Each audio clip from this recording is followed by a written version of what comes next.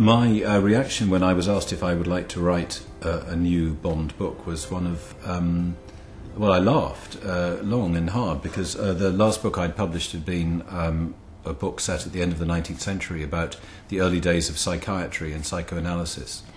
Called Human Traces, a long and very demanding book with quite a few sort of medical lectures in it. And the thought that I could write a short, punchy action adventure thriller was ridiculous. However, the Fleming family was very nice to me, very persuasive, and said, you should really think about it. Obviously, I was not the obvious fit for this. I'd never written a thriller before. I don't really read thrillers very much.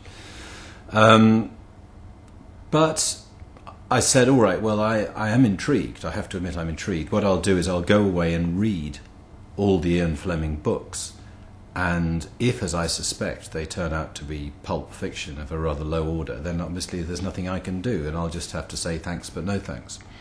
But I went away and I did read them in chronological order from the start, and I was very pleasantly surprised by how good they were. I think one of the keys to me in convincing me that A, I could do this, and B, I would enjoy doing it, was when I read an article which one of the family gave me, which Fleming had written in a magazine in about 1960. The magazine, I think, was called Show, or something very nicely of the period, and it was called How to Write a Thriller.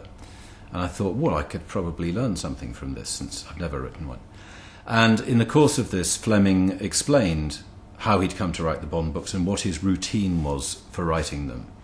And he would write 2,000 words a day. He'd write 1,000 words in the morning, usually in his house in Jamaica.